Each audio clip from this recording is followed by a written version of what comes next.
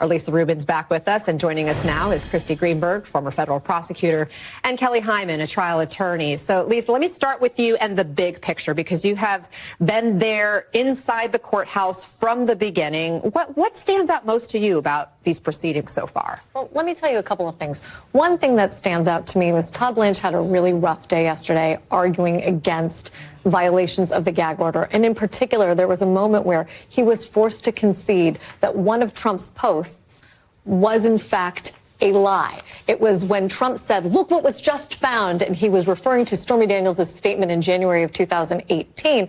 The court said to Mr. Blanche, "Is it true that this was just found?" And he said, "No, Your Honor. Everybody knows that this wasn't just found." That's, of course, not true. If you're in a position 6 days into the trial where you have to undermine the veracity of your client's statements in order to rescue them from criminal contempt, that's not a good place to be.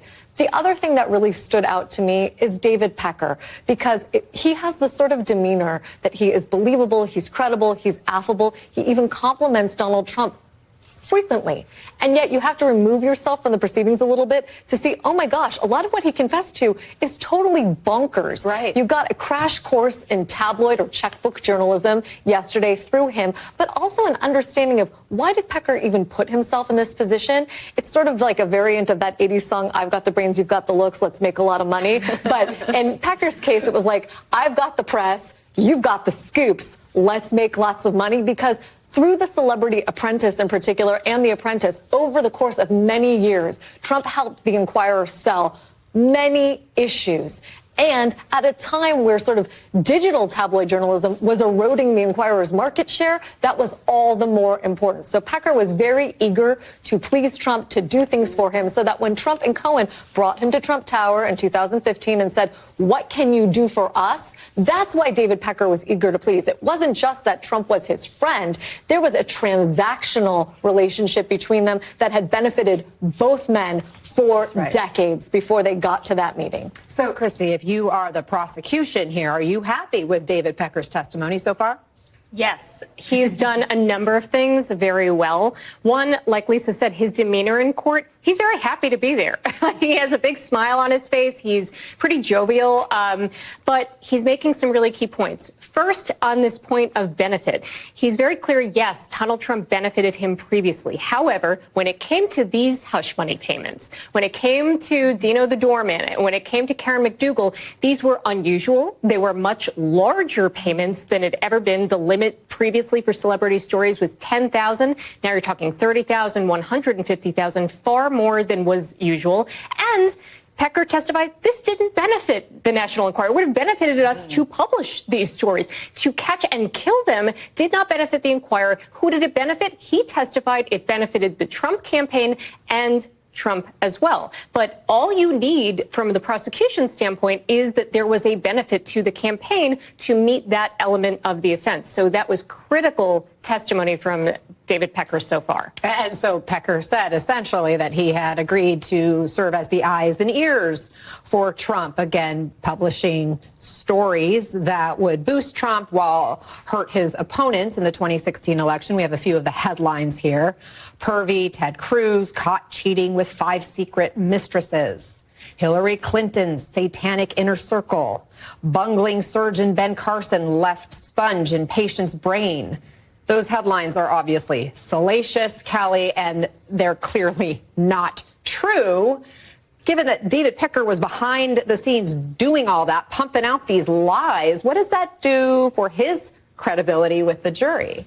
Right, that's a really good point. So you think of the idea that here he's writing all these stories that are not true, and he knows it. Now is he going to be truthful on the stand? But we have to remember that he is there by subpoena, so he is forced to be there. Also, he has immunity. And what that means is what he says, he cannot be charged with a crime. So he has a safety net to be honest and truthful and forthright and can say, yes, I wrote these stories. These are not true.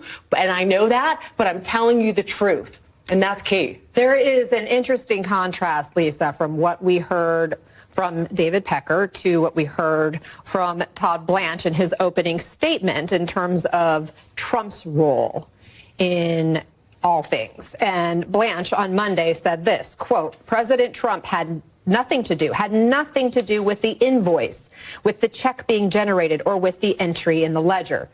Talking about the business records that are allegedly falsified. Meantime, David Pecker yesterday said, quote, "I would describe Mr. Trump as very knowledgeable. I would describe him as very detail-oriented. I would describe him as almost as a micromanager from what I saw, that he looked at all of the aspects of whatever the issue was."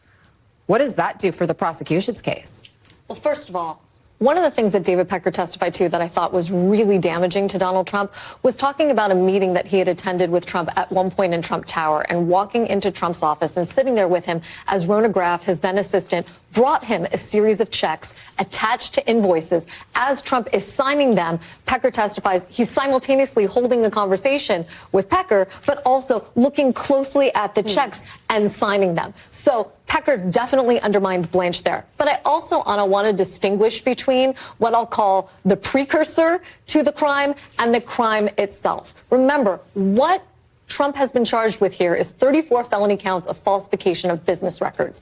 The conspiracy to throw the election is what makes that a felony. But the crime itself is the falsification of the business records. David Pecker's knowledge primarily pertains to that antecedent, the conspiracy. He wasn't around for the second part of the scheme. We're going to have to rely on other witnesses, other evidence, and largely Michael Cohen and business records to get to the evidence that proves that second part of the criminal activity that is necessary here. Yes, the conspiracy is necessary to make it a felony, but first you got to find that Trump actually intended to and knew that he was participating in falsification of business records.